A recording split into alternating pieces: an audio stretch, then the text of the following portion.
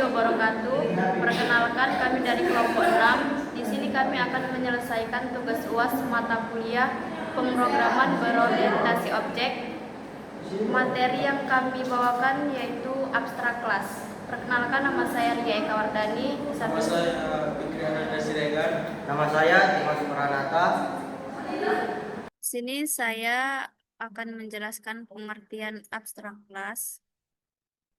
Pengertian abstrak kelas.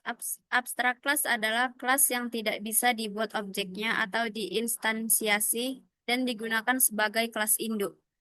Biasanya berisi metode abstrak atau tanpa isi dan metode non-abstrak yaitu dengan isi, dan digunakan untuk membuat kerangka program.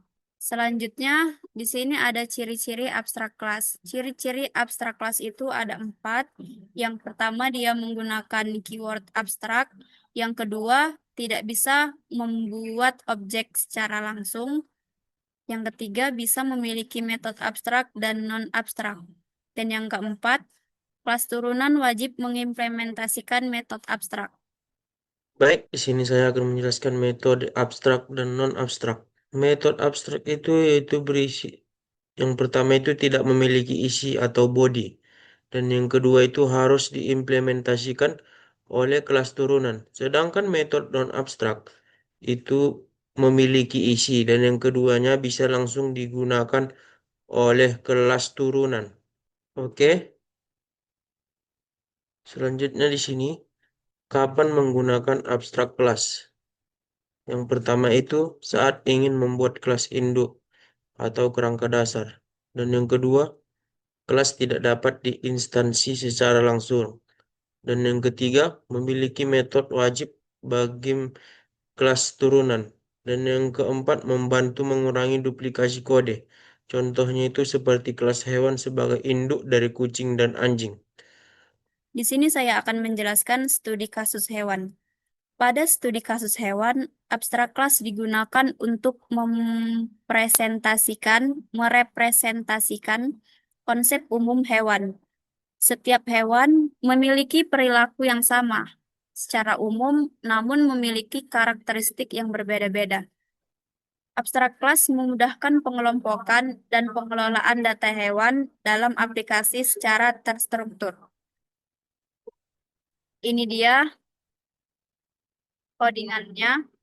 Di sini terdapat abstrak kelas yang berfungsi sebagai kerangka umum. Abstrak kelas ini memiliki metode suara yang wajib dimiliki oleh setiap hewan. Selanjutnya kelas kucing dan kelas anjing merupakan turunan dari kelas hewan masing-masing kelas. Mengimplementasikan metode suara yang bersuara meong dan anjing bersuara guk. Dengan konsep ini, perbedaan perilaku dapat diatur tanpa mengubah struktur utama program. Selanjutnya di sini kita akan lanjut di studi kasus pegaji pegawai. Pada studi kasus gaji pegawai, abstrak kelas digunakan untuk mempresentasikan konsep umum pegawai. Setiap pegawai menerima gaji, namun perhitungan gaji berbeda berdasarkan jenis pegawai. Abstrak kelas memudahkan pengelolaan sistem penggajian secara terstruktur dan konsisten. Ini dia, di sini dia codingannya. Baik, saya akan menjelaskannya.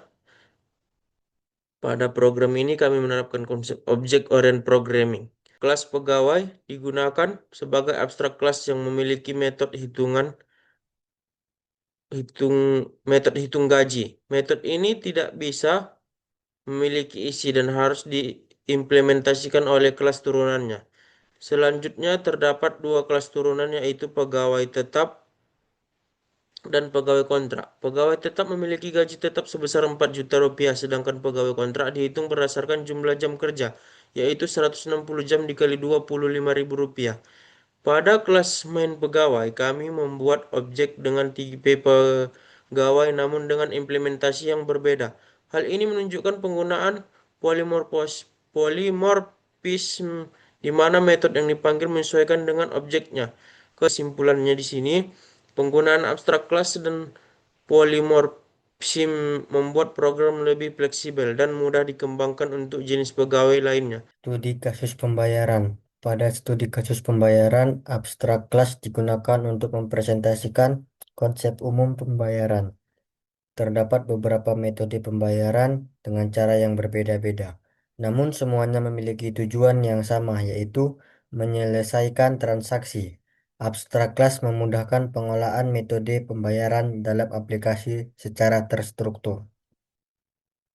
Baik, di sini saya akan menjelaskan tentang codingan pembayaran. 1. Konsep utama. Abstraksi di bagian atas terdapat abstrak kelas pembayaran.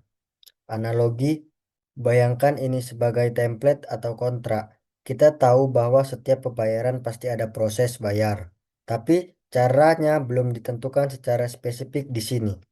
Fungsi, baris abstrak void bayar, memaksa setiap kelas turunannya untuk memiliki metode pembayarannya mereka sendiri.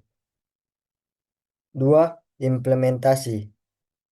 Inheritance atau pewarisan ada dua kelas yang belajar atau mewarisi dari pembayaran. Kelas tunai mengimplementasikan bayar dengan mencetak pembayaran tunai. Kelas transfer pembayaran mengimplementasikan bayar dengan mencetak pembayaran transfer. 3. Eksekusi polimorfisme bayar bentuk. Bagian paling menarik ada di dalam main method.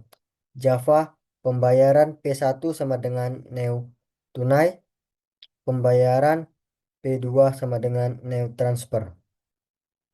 Penjelasannya, meskipun tipe datanya sama-sama pembayaran, objek aslinya berbeda. Yang satu tunai, yang satu transfer. Saat kita memanggil P1 bayar, program cukup pintar untuk tahu bahwa ia harus menjalankan versi tunai. Begitu juga dengan P2. Penjelasan hasil output. Ketika program dijalankan, hasilnya adalah pembayaran tunai, karena P1 merujuk pada objek kelas tunai. Pembayaran transfer, karena P2 merujuk pada objek kelas transfer. Kesimpulan, abstrak kelas digunakan sebagai kerangka dasar dalam pemrograman berorientasi objek. Konsep ini memungkinkan pengelompokan objek dengan karakteristik umum, namun perilaku yang berbeda. Dengan abstrak kelas, struktur program menjadi lebih rapi, terorganisir, dan mudah dikembangkan. Cukup sekian yang kami sampaikan dari presentasi kami ini. Jika ada salah kata kami memohon maaf. Wabillahi taufiq wal hidayah. Wassalamualaikum warahmatullahi wabarakatuh.